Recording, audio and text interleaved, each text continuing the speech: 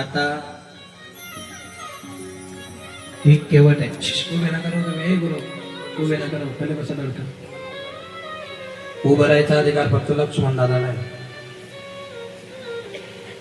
लक्ष्मण दादा का बरं लाजेला ना काही समजेल ना.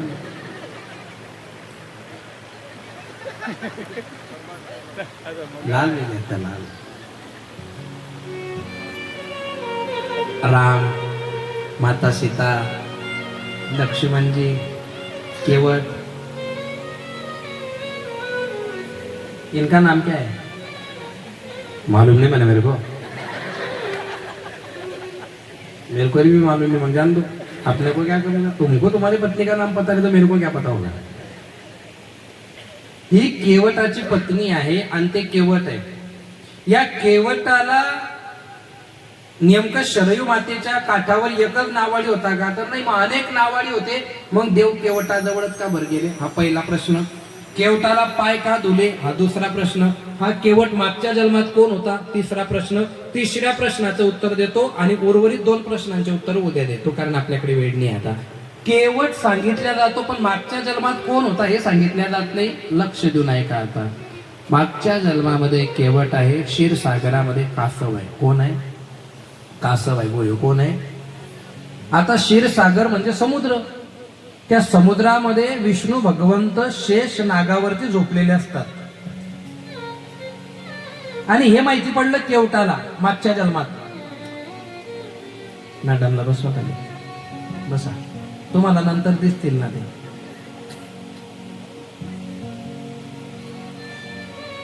मग कासव असलेला केवट मागच्या जन्मामध्ये त्याला माहिती पडलं की भगवंत माझ्यामध्ये राहतात, भगवंत या क्षीरसागरामध्ये आहेत. मांग असलेले देखील राहून तुम्ही नवीन लाईव्ह चालू आहे का. व्हिडिओ चालू आहे का. व्हिडिओ कॉल आहे.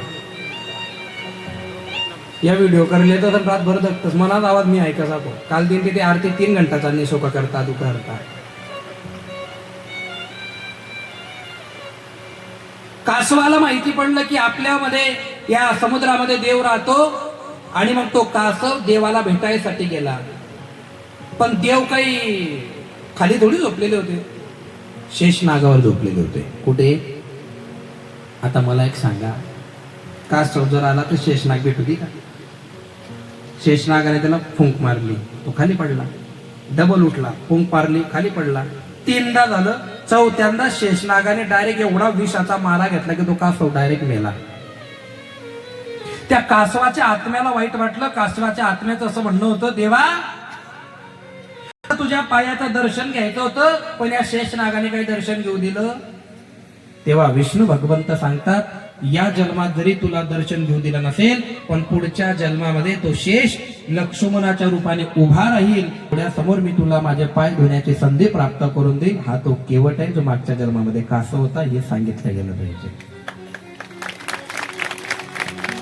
मग आता हे जे लक्ष्मण दादा उभे आहेत ना हे पाय धुताना काहीतरी बोलले होते आणि केवटाचं लक्ष्मणाचं भांडण झालं होतं. पण ते भांडण का झालं होतं कशामुळे झालं होतं आणि लक्ष्मण काय बोलला होता हे तुम्हाला मी उद्या सांगेन. बाई तू आहे ना तू चांगला नाही बरं का, आता टाइम नाही ना आपल्याकडे. मग हे नाही येतं हे पण नको सांगू की मी तुम्हाला उद्या सांगेल. नाही, आगे क्या होगा एपिसोड दिखाना पडेगा, तभी तो गर्दी आएगी. लक्ष्मणजी बघा कसे स्माईल वा छान. टाळे वाजवा लक्ष्मणासाठी. एक नंबर. काही मरिक्यात पण हसणार नाही. एक नंबर. घ्या पाय धुवायला घ्या. दुसऱ्या प्रश्नाचं उत्तर, केवटाने पाय का धुतले? एक मिनिट हा, बसून घ्या. पाय धुण्याचा एक थांब. पाणी थंड आहे का गरम आहे? थंड आहे. बेकार थंडी होती. केवटाने पाय धुण्याच्या साठी एक पहिला प्रश्न असा विचारला होता रामाने की तू माझे पाय का बरं धुतोय? तर केवट म्हणतो, तुम्ही जे ऐकलंय, तू बाईला पाय लावला तर दगडाची बाई झाली म्हणे. मग आम्ही ते ऐकलंय म्हणे, तू जर आमच्या नावेला पाय लावला आणि आमना नावने जर पायी वही गेले, मला धंदा रिकामा सत्यानच म्हणजे त्यानपुरता पहिले तुला पाय चेक करलेच गो. देव म्हणतो नाटके करू नको, तुला पाय धुनाय शिरा धुईले. मग पाय धुवायला सुरुवात केली. पाय आत घ्या, स्टेजवर लावतो, ठेवा पायात, मस्त धुवा. वा. सियावर रामचंद्र भगवान की जय. हे खरंच मागच्या जन्मात दोघांचा काहीतरी ऋणानुबंध असतील म्हणून एवढ्या गावामध्ये एक राम बनला आणि एक केवट बनला आणि तो पाय धुतोय. हे साधं सोपं नाहीये, मागच्या जन्माचं नातं आहे त्यांचं. धुतले का? आणि हे पाय धुत असताना लक्ष्मणाने थोडं की रे देवाचे पाय धुवायचे तर मग थोडस सोन्या चांदीचं ताट आणायला पाहिजे होतं, लाकडाचं ताट घेऊन आले तुम्ही. केवटाची बायको म्हणे जास्त छानपणा करू, तुनापेक्षा मला अक्कल जास्त आहे. अरे आम्ही सोन्या तांड्याच्या ताटामध्ये धुतलं असतं तर ते पाणी फेकावं लागलं असतं, पण हे लाकडाचं भांड नाहीये. हे आमच्या घरामध्ये आम्ही या लाकडाच्या भांड्यामध्ये स्वयंपाकासाठी वापरतो, कणिक भिजवायला. याच्यात आता आम्ही पाय धुतले, आता याच्यात पाणी जिरणार आणि त्याच्यामध्ये आम्ही कणिक भिजवणार आणि 14 वर्षापर्यंत माझ्या रामचंद्राच्या पायाचा आशीर्वाद पोळ्यांमध्ये जाऊन आम्ही तो प्रसाद 14 वर्ष खाणार, म्हणून आम्ही लाकडाच्या भांड्यात धुतले. तुला काय कळतं लक्ष्मण? आणि मग ते पाय वगैरे धुतले. मग त्यांचं पुढे काय बोलणं झालं, नेमकं केवटालाच का पाय धुवायला लावले, लक्ष्मणाला का पाय दाबू दिले नाही, हा सगळा वृत्तांत मी तुम्हाला उद्या ठीक 8 वाजेच्या कथेमध्ये सांगेल. परफेक्ट 11 आपले वाजलेले. सियावर रामचंद्र भगवान की जय. 2 मिनिटं आता तुम्ही बोला, सूचना द्या.